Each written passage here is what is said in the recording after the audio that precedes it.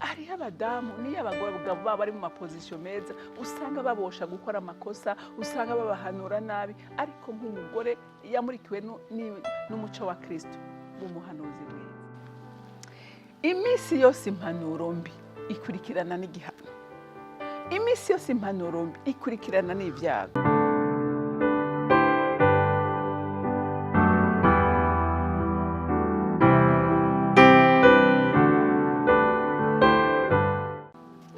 Bakunzi bahori Kanani TV, ndanezerewe kandi gusubira kuronka akanya nkaka ngo tuganire ijambo ry'Imana. Ariko imbere yuko tuganira reka tubanze dusenge dushimire Imana ko yatuvyuye amahoro. Mana data rugira byose uri mu ijuru, Mana yera, Mana nziza, ndaguhaye icyubahiro n'ishimwe bikubereye. Uri Imana nziza, uri Imana idukunda, uri Imana iturinda, uri Imana itugwanira intambara tuzi n'icyo tutazi, uri Imana ihora itegura imitego y'umwansi imbere yacu uko bukeye n'uko bwije. N'iri joro watugiriye neza, n'iki gitondo tuvuye mu mahoro n'umunezero wawe. Mwami wanje nk'abana bawe tuduganya amashimwe imbere yawe. None ndakwinginga ngo wemere mpemu yera ubane natwe aka kanya, umanure ubushobozi bwawe kuri jewe no ku bantu bose bagiye kumva ijambo wowe ugiye kwivugira iciye muri jewe. Ndakwinginze ngo usiga akanwa kanje, usiga amaso yanjye n'amatwi kugira numve icyo ugomba kuvuga, nanjye ndagitansumete abana bawe. Urakoze mwami wanje kubyumvise kandi kwemeye kubidukorera. Icyubahiro cyose n'amashimwe aba yawe, nkaba ndabisenze ndabyizeye kubyumvise mu izina rya Kristo Yesu, amen amen. Ni iby'igiciro kuba imbere y'Imana. Ijambo rero Imana yampaye kuganira namwe uyu munsi, ijambo ritwereka abagore babaye igito bakwegera ibyago ubugingo bwabo, bakwegera ndetse n'umuryango wose. Iyo uri umuhanuzi mubi n'ukuri ukwega ibyago, kwega umuvumo. Reka durabe umugore yakoze nabi yitwa Yezebeli. Reka dusome mu bami ba mbere, turasoma kuva ku murongo wa 5 dushikane ku murongo w'10. Haravuga ngo maze umwamikazi wiwe Yezebeli araza aramubaza ati, ni iki kikubabaje ukanka kurya? Aramwishura ati, ikimbabaje nuko nabariye Naboti w'Yezereli nti, numpe uwo murima wawe ndawugure canke ndaguhe uwundi mu gishingo cawo. Akambarira ko atampa umurima wiwe w'inzabibu. Umwamikazi wiwe Yezebeli aramubaza ati, none si wewe uganze igihugu c'Abisirayeli? Vyuka mufungure mushire umubabaro, jewe nzoguha uwo murima wa Naboti w'Yezereli. Nuko yandika makete mu izina rya Ahabu, ayaterako ikimenyetso ciwe, arungikira abashinga ntahe n'abaganwa babana na Naboti muri ico gisagara. Yandika muri ayo makete aravuga ati, nimushinge umunsi wo kwisonzesha, mushire Naboti imbere y'abantu, maze muzane abantu babiri b'inshirukanya baje imbere yiwe bamwagirize bati, warogose ku Mana no ku mwami, muheze mu mujane inyuma y'igisagara mumwicisha amabuye. Imana idufashe. Murumva uyu mugore yari umwamikazi w'umwami yitwa Ahabu. Ahabu yari umwami w'Abisirayeli. Hanyuma ngo abwira Naboti ngo amuhe umurima wiwe w'inzabibu, ngo wari ufatanye n'umurima wiwe. Aramubara ati, Naboti, uyu murima nawushimye, ufatanye n'uwanje. Ati, reka ndawukugurire canke ndaguha ahandi hangana naha, ariko ujye kubera ufatanye n'uwanje uwumve. Naboti aramubwira ati, mwami ndakubaha, atariko sinofata umurage w'abavyeyi ngo ndawuguhe. Ati, noba mpemutse. Umwami ngo arababara pe, ngo arashika muhira, ngo araryama ntiyanafungura. Umwamikazi ngo aje aramubwira ati, mwami kumenga umerewe nabi. Aramubwira ati, by'ukuri merewe nabi. Ati, kuko Naboti yangaye, Naboti namwatse umurima ufatanye n'uwe w'inzabibu, ati none yawunyimye. Umwamikazi ati, none ubabajwe n'iki? Ati, si wewe mwami w'Abisirayeli? ati hari umuntu n'umutaganza, ati humura uvyuka ufungura ushira umubabaro, ati uyu murima buca ndawugushikiriza. Urumva umuhanuzi mubi waca aragenda ngo afata arandika makete ngo arungikira abaganwa babana na Naboti, ababwira ati shiraho umunsi wo kwisonzesha, ati hanyuma murondera abagabo babiri bishirukanya bazi kurementaniriza abandi, ati bazi barementanirize Naboti, ati bavuge ko yatutse ima yakose babigenza gutyo.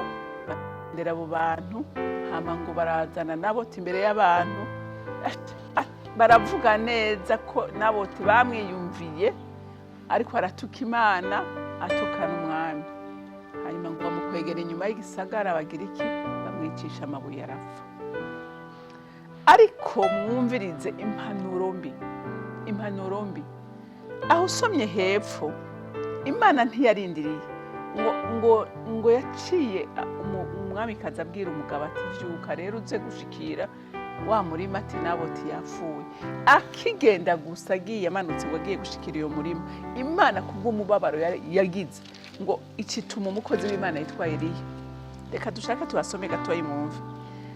Ngo maze ijambo ry'Uhoraho riza kuri Eliya wita Ishubi riti, va hasi umanuke uje guhura na Ahabu umwami w'Abisirayeli aba i Samariya, uramusanga mu murima w'inzabibu wa Naboti, aramanutse kuwushikira.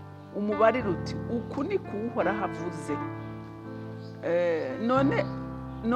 uku ni Uhoraho avuze, none urishe utako ushikira ibisigi, uheze umubarire uti uku ni Uhoraho avuze, aho imbwa zarigatiye amaraso ya Naboti niho zizorigatira n'ayawe. Urumva, iminsi yose impanuro mbi ikurikirana n'igihano, iminsi yose impanuro mbi ikurikirana n'ibyago. Urumva, Imana yararavye akarenganyo gakorewe na Naboti, ikimutumako ati ivyo ukoze sishoboye kubyihanganira. Rero wa mudamu n'ukuri ndakwinginze ngo umuhanuzi benshi wawe wagiye mu makosa ugashigikira amakosa y'umugabo wawe, ariko nk'umufasha Imana yatanze gaho uyu mugabo, bumufasha mwiza, bumufasha yuzuye ubwenge, bumufasha yuzuye urukundo, bumufasha ahazi guhanura neza. Hariho abadamu by'ukuri badashobora kwihangana na rimwe ngo bavuge ukuri, bemeze umugabo ati ibintu naho bikoze sinshobora kubishigikira, akemera kuja ku makosa y'umugabo. Cyangwa ugasanga n'abagore, urumva ko uyu mugore aho guhanura neza umugabo wiwe, urumva ko umugabo yari yahebye, aravuga ati nta kundi ko ari unyimye ndemeye, ariko umugore aramubwira ati sa uze gusuzugurwa kubera ati ndabyaza, ati jewe ngira kubereka ingene ndabikora. Akora nabi, kandi nawe nyene ijambo ry'Imana ryaraje riramubwira ko nawe nyene amaraso yiwe azomenekeraho nyene. Urumva, hariho abadamu niyo abagore baba bari mu mapozisiyo meza, usanga babosha gukora amakosa, usanga babahanura nabi, ariko nk'umugore yamurikiwe n'umuco wa Kristo w'umuhanuzi mwiza, kuko umenye ngo izo mpanuro zose utanga mbi zizokugira kwingaruka. Haleluya, zizokugira kwingaruka mbi. Ariko umugore w'ubwenge amenya kubaka urugo rwiwe, amenya guhanura neza, amenya kubahisha urugo rwiwe, amenya guproteje umugabo wiwe, kuko hariho igihe umuntu ashobora gufata ingingo mbi azitewe petetre n'ingene yabayeho, abitewe nuko yiriwe, abitewe ndazi. Ariko nk'umugore w'ubwenge ukwiye guhanura neza, kuko igihe cyose uhanuye nabi ndakurahiye bigira ingaruka mbi. Naboti uyu mugabo Ahabu amaraso yiwe yaramenetse. Haleluya, amaraso yiwe yaramenetse, n'amaraso ya Ezebeli arameneka. Kubera iki? Kubera icyaha cyavuye kuri nde? Cyavuye ku mugore mubi. Rero uyu munsi nawe ndagira ndagukebura birabe, mbega wowe uhanura gute umugabo wawe? Mbega wowe ni umwosha gukora nabi? Ni wowe umwosha gutandukana n'abandi? Ni wowe umwosha kwigiza yabi wawe? Ni wowe umwosha sindabizi, ariko kimwe we wisuzuma urabe, mbega uyu munsi uhagaze gute? Iyo umugabo wawe yafashe ingingo mbi, mbega by'ukuri ushigikira iyo ngingo nyene, canke uri umudamu mwiza ashobora guhanura neza?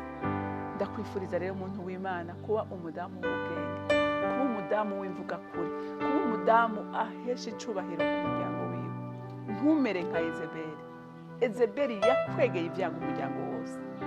Rero hariho abadamu benshi, cyane cyane abantu bari mu mapozisiyo ameze neza, kenshi batukunda guhanura nabi, kandi ugasanga ingaruka zibabayeho. Rero numva noshaka nkageze no ngaho message ndibaza ko wayumvise, urazi uko umeze, urazi uko uhagaze, urazi uko wifata mu masirconstance agoye nayoroshe, nahawe kwishira ku munzani urabe by'ukuri kuri umugore ahesha icubahiro izina ry'Imana, canke uri umugore utukisha izina ry'Imana, canke uri umugore azi guproteje umugabo wiwe, azi guproteje umuryango wiwe. Rero wisuzume. Rero ijambo ry'Imana riyakora kubwira ntiturabe Yezebeli. Yezebeli urumva yabaye intahembi, ariko nawe ushobora kuba uri intahembi uyu munsi, ariko nahawe kuba intahe nziza. Urema intahe nziza, nawe uzosigara uravugwa, ntuzovugwe nka Yezebeli yakoze nabi. Rero Imana yo mu ijuru ibankera umugisha, mugira umunsi mwiza. Mwami wanje, Mana yanje, uri mwiza kandi ugira neza. Ijambo ryawe nta na rimwe riza ngo rizira ubusa, riba rije gukora.